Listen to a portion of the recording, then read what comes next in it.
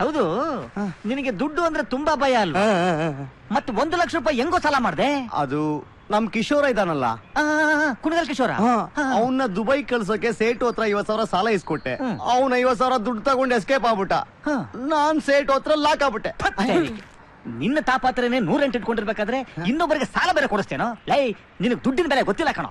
ನೋಡ, ಈ ಮಹೇಶ್ ಬಾಬು ಮನುಷ್ಯನಿಗೆ ವ್ಯಾಲ್ಯೂ ಕೊಡದಿದ್ರು ಕ್ಷಮಿಸ್ತಾನೆ, ಆದ್ರೆ ದುಡ್ಡಿನ ವ್ಯಾಲ್ಯೂ ಗೊತ್ತಿಲ್ದವನ್ನ ಕ್ಷಮಿಸದೇ ಇಲ್ಲ.